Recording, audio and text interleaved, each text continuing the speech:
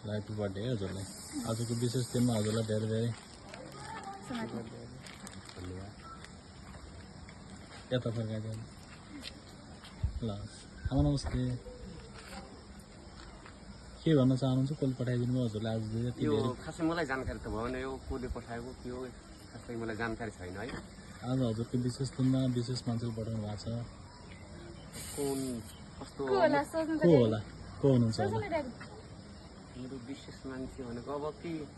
छोरा छोरी हुनन् अरू को होला छोरा र छोरीमा एकजनालाई भन्नु न त्यही पनि कि छोरी हो कि छोरा र छोराले पठाएको जस्तो लाग्यो मलाई छोरा छोरीले पठायो दिदीले खासै मलाई थाहा भएन त्यो मलाई जानकारी थिएन त्यो छोरीले पठाउनु ए भएको छ छोरीले पठायो जेठ छोरीले हजुर ए सिर्जनाले ल सिर्जनाले धेरै धेरै धन्यवाद छ मेरो छोरीलाई जेठ छोरीलाई अब के भनौँ त ल छोरी टाढा हुनुहुँदो रहेछ हामी उहाँको माध्यम भनेर हजुरलाई मेरो ड्याडीलाई नि ह्यापी बर्थडे अघिसम्म भनेको थिएन ल यति सजिलो माध्यम बनाइदिनु भयो हजुरलाई पनि धेरै धेरै धन्यवाद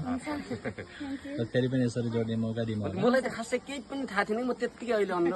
त्यति यो कुरा यस्तै थाहा नै हुँदैन मलाई त्यही आफू जन्मेको दिन हिजो बिहान चाहिँ मैले फेसबुकमा हालिदिएको हजुर अनि जन्मदिन पनि आजै पढेछ अनि बार सबै मिलेर आएको थियो ए ल र खासै म मनाउँदैन थिएँ मिलेर आएछ त भनेर मैले बिहान फेसबुकमा फोटो हालिदिएको थाहै भएन मलाई ल आज हजुरको विशेष दिनमा झन् छोरीहरूले झन् एकदम विशेष बनाइदिनु भयो ल धन्यवाद कान्छी छोरीले हामीलाई धेरै सपोर्ट गर्नु बाटोसम्म ल्याइदिनु ल है मेरो छोराछोरीलाई धेरै धेरै धन्यवाद सदाबार मेरो जन्मदिन यसरी मनाउन पाओस् उनीहरूले अनि उनीहरू पनि राम्रोसँग सुख शान्तिसँग खाउन् पिउन् बाँचौन्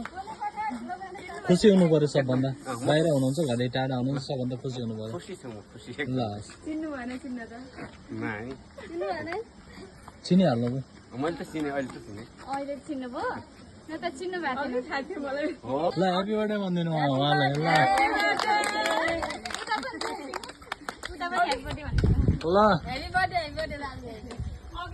ल ल जीवन जीवन उहाँलाई पनि स्प्रे गरिदिनु एकचोटि ल सबलाई नौवटा भयो भने